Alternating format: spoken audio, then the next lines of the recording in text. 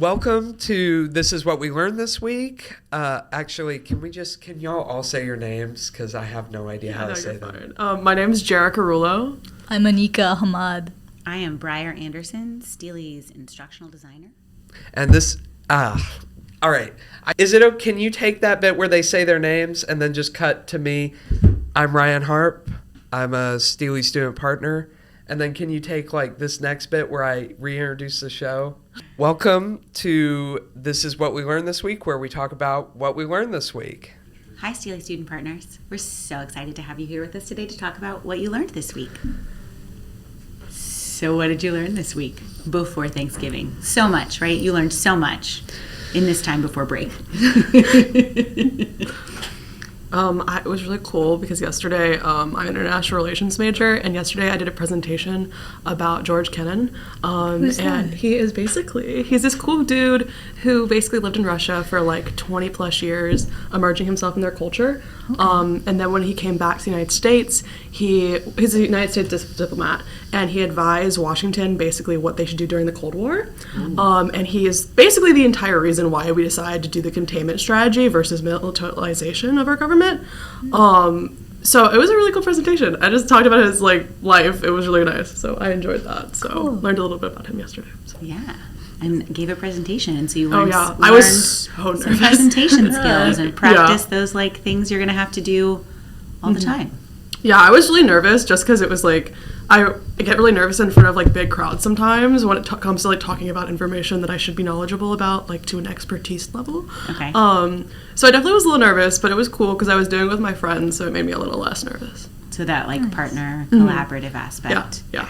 Even as a professional working, it is always helpful to give a presentation with someone else. You're like, I don't have to know everything, and it's okay if I forget because somebody else can chime in. Oh yes, it was lovely. What else did you guys learn? I was going to talk about it's such a mouthful, the class title. It's Survey of Anglophone Post-Colonial Literature. It's like an APIA and English class. Okay.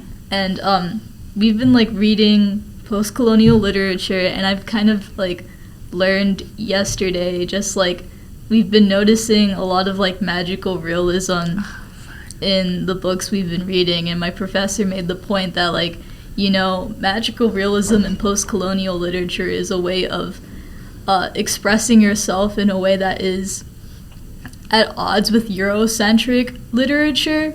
So in a way that Eurocentric literature is more recording of colonial history or whatnot, magical realism serves as a way to decolonialize the imagination or decolonialize your mind, because we've been kind of learning about how you can colonize the land, you can colonize the person's body, you can also colonize the mind, and these ways of thinking are very entrenched. So just seeing that in text, in literature, just how that's a mechanism to combat that was kind of cool. So what are you reading? Because I know magical realism is really popular in Latin American literature. That's exactly, because the book we're reading right now is by a Latin American author. What are you reading? It's called Water for Chocolate. Okay. Yeah. I am blanking on her last name is Esquivel. But we also read Midnight's Children by Salman Rushdie, he takes a lot of inspiration from the Latin American tradition of magical realism in his book. So I'm big into Borges. You know him? I don't think I do. Oh, but tell me more. He just, he was a really interesting writer. He wrote a lot of short fiction, but yeah. We don't need to get into that. Taking you out of time and place on purpose. Yeah. Cool. All right, so I had something. Let me think for a second. Yes, I learned that I have to read War and Peace over winter break. What? But there's a really good film adaptation too. Just putting that into the universe. I will. I'll definitely look at the films because I'm majoring in English and film studies, but. An English major? I don't think I knew that. I'm very into English, and that's why I'm in the. That makes one of us.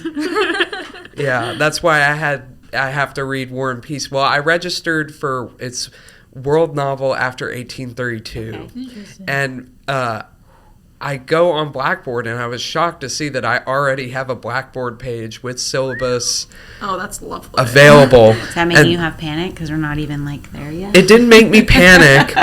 It didn't make me panic. So I clicked the syllabus, and it said, like, it is strongly recommended that you read War and Peace over the winter break. Because it's so long. Because, well, yeah, right. Because I think the reading assignments total like at least 100 pages a week. Sure, because Tolstoy is like, hey, Yeah. let's do this. So, like, well, the class actually only assigns like 2/3 of the book, Okay. but it's recommended that you read the entire book. Okay.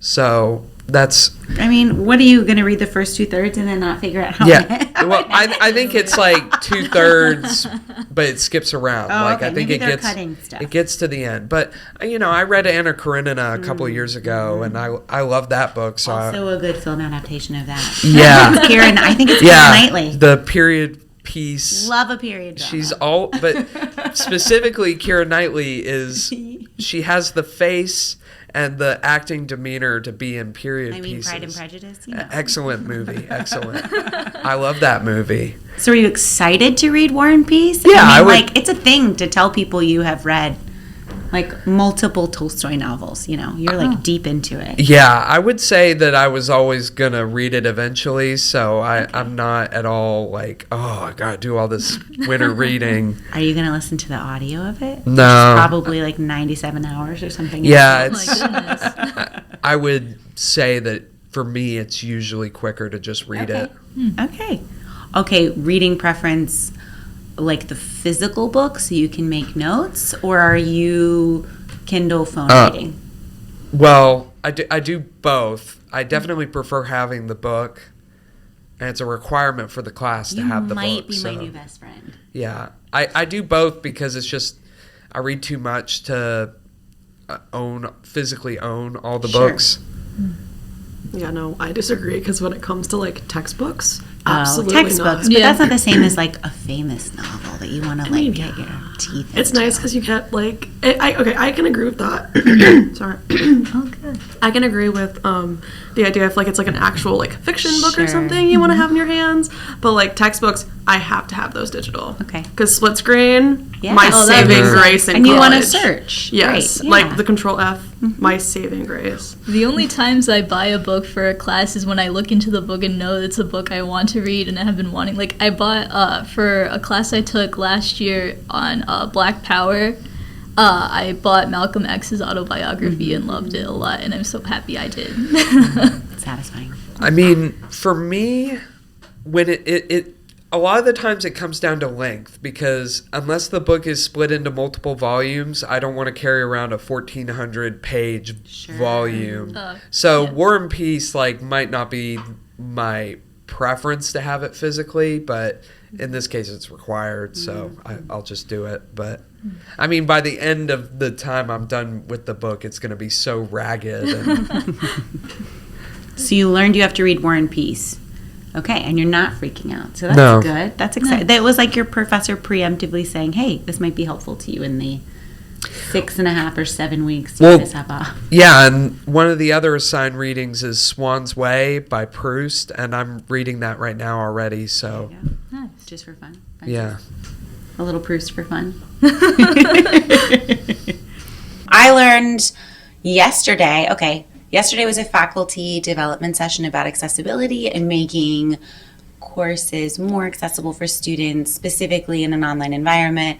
We watched part of one of your films, Ryan, What? about Megan.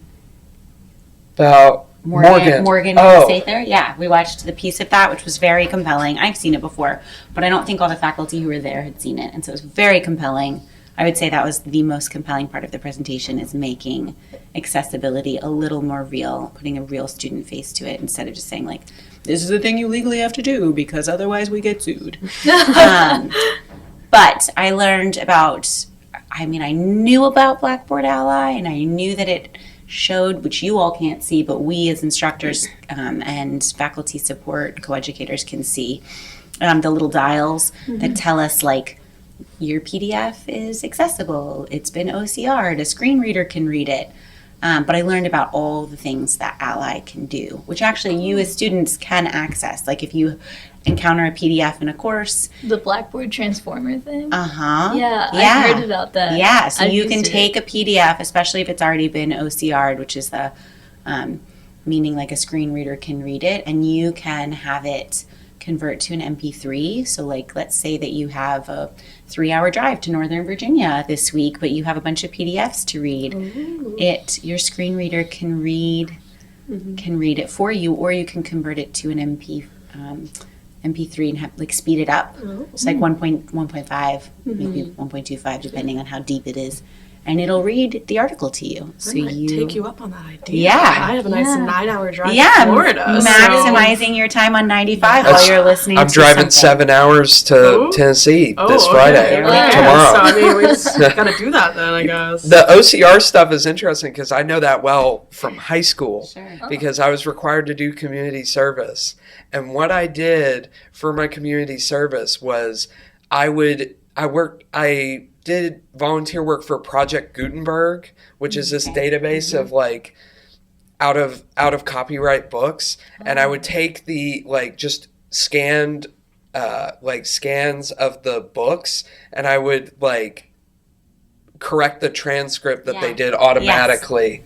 Right. So the transcripts aren't, especially if it hasn't had like human captioning follow up with it, they're not always accurate. And if there are lots of tables and stuff, if an instructor hasn't gone in and changed the alt text, or again, they're not getting a copy of a text that's been OCR'd like by someone, a person looking at it, they can be a little wonky, but still, that's a tool you guys can use that you have access to. So I learned that. Cool. I didn't know students had access, just instructors. I mean, do we have to? That's part of the show. How do you connect the dots? Uh, That's a good start. College College. Wait. is a place Yes. where many, many people learn many different things. And many people need different things to help them out. That's like true. helpful accessibilities. And then Or people being able on top to of do that, a presentation with someone else, right? exactly. Or they Yeah. have to learn like about the war and the peace. Yeah. Or and the piece, both. Soviet Union. Oh, Yeah, right I there. see it. There's Yes. the guy. Yes, my class leads right up into the Russian Revolution. So yeah, Yeah. it all merges together. I don't know how Wow. yours ties in.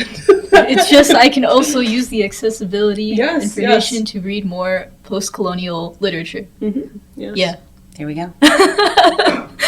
Okay, good. That was good. Now let's just And post-colonialism is about the end of the wars. So Oh yeah, if that's a anything, good point. That's a good point.